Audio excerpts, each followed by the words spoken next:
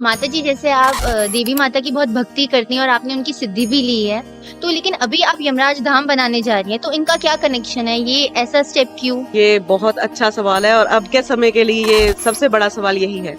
तो मैं माता माँ महिषासुरमर्दिनी जी की सिद्धि कर रखी है, उनकी पूजा आराधना करती हूँ। महादेव जी की सिद्धि मैंने की है, उनकी पूजा अर्चना करती हूँ। तो इसके पीछे ये जो अब हो रहा है मेरे जीवन में, ये जो यमराज धाम बनने जा रहा है, इसने मेरे जीवन को पूर्ण रूप से बदल के रख दिया है। तो इसके पीछे जो हुआ है मैं वो आपको बताना चाहती हूँ कि यमराज धाम क्यों बनने जा रहा है। तो जैसे मैंने माता जी की सिद्धि की है, उनका मंदिर बना रखा है पंजाब में होशियारपुर में। तो मेरे गुरुजी का आदेश था कि माता जी के मंदिर के साथ जैसे कि मैंने महादेव जी की भी भक्ति की है, तो उनका भी मंदिर बनना चाहिए। तो उनके मंदिर बनाने के लिए मैंने अपने गुरुजी से आदेश लिया। वो बोले कि इनका मंदिर बनाओ महादेव जी का, और शिव और शक्ति पूर्ण रूप में आएंगे।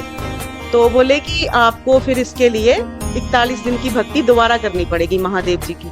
तो जैसे मैंने गुरुजी के आदेश से अपनी भक्ति शुरू की, तो जैसे वो मेरी 41 दिन पूरे हुए, तो मुझे दर्शन हुए महादेव जी के और माता जी के। तो उन्होंने मुझे आदेश दिया, ये समय जो चल रहा है जिसको कलयुग बोल रहे हैं हम, कर्मों का युग है, इसमें इतने बुरे कर्म हो रहे हैं। तो ये आदेश मुझे इन जो आज के समय में इतनी बुराइयां समाज में फैल रही हैं कर्मों के कारण, तो उसके हिसाब से मुझे आदेश दिया कि जो भगवान यमराज जी हैं ये भगवान हैं, तो ये हमारे कर्मों के देवता हैं। तो आज के समय में हर इंसान जाने अनजाने में से उसके हाथों से बुरे कर्म हो ही जाते हैं, छोटा हो चाहे बड़ा हो।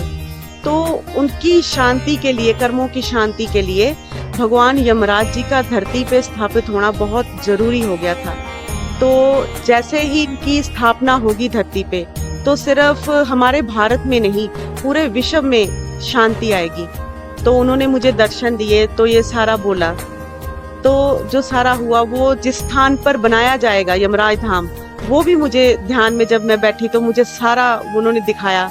राजस्थान की धरती पे जैसा वो सारा मैंने देखा कि हाँ ये जो टिल्ले आ रहे हैं, ये सारा ये राजस्थान की धरती है। तो वो सारा हो गया। तो फिर भी मैंने किसी को बताया नहीं, जो इतना बड़ा ध्यान में मैंने महसूस किया, किसी को नहीं बताया। तो उस समय मेरे गुरुजी बहुत बीमार चल रहे थे, तो मैंने गुरुजी को भी नहीं बताया। तो जैसे ही 4-5 दिन बीते, तो मैं फिर अपनी पाठ पूजा पूरी करके रात को खाना खा के सो गई।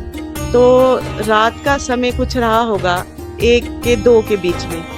तो जब मैं जैसे सो गई, तो मेरी सांस ऐसे रुक गई, सांस आना बंद हो गया, चिल्ला रही हूँ। तो चिल्ला के मैं बाहर अपने गेट के पास लेट गई, और मैंने महसूस किया फैमिली मेरी सारी आसपास।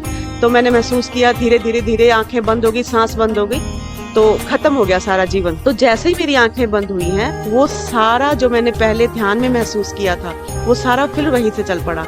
तो फिर मुझे सिर्फ भगवान यमराज जी के दर्शन हुए।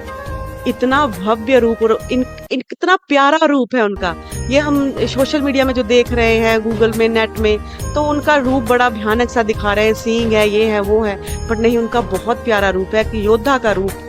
तो जो मैंने महसूस किया, जो दर्शन दिए, तो उन्होंने मुझे बोला, फिर उनके हाथ में पाश था, ऐसे फोल्ड हुआ पाश, तो एक हाथ में उनके गदा थी, बहुत बड़ा रूप उनका। तो मैं ऐसे लेटी हूँ, तो वो मुझे बोल रहे हैं कि अब बनाएगी यमराज धाम जो तुम्हें आदेश हुआ है। मैं कहा हाँ जी बनाऊंगी। तो उन्होंने पेट पे मेरे 3 बार ऐसे हाथ मारा, जिस हाथ पे पाश फोल्ड था। तो जैसे ही 3 बार उन्होंने हाथ मारा, आशीर्वाद दिया, तो एक वॉमिटिंग आई मुझे, तो उसके साथ मेरी सांस वापस आ गई। तो मैंने पाया कि हमारी गाड़ी उस समय हॉस्पिटल के बाहर थी, लेके जा रहे हॉस्पिटल में। तो जैसे मेरी आंख खुली, तो मैंने देखा सारा, तो मैं कहा नहीं, वापस ले चलो। और बच्चे खुशी से रो भी रहे कि मम्मी वापस आ गए। पूर्ण रूप से मेरा जीवन खत्म हो गया था। तो इसीलिए अब मेरा पूरा जीवन जो है वो माता जी की कृपा से यमराज धाम की सेवा के लिए ही जाएगा। तो फिर उसके बाद मैं दूसरे दिन अपने गुरुजी के पास गई, उनको सारा बताया। फिर उन्होंने बोला कि नहीं बेटा, अब जो हो रहा है, इतना बड़ा तुम्हें आदेश हुआ है, तो इसको पूर्ण तुम्हें करना पड़ेगा। फिर उस दिन से हमने यमराज धाम की तैयारियां शुरू कर दी। जी माता जी।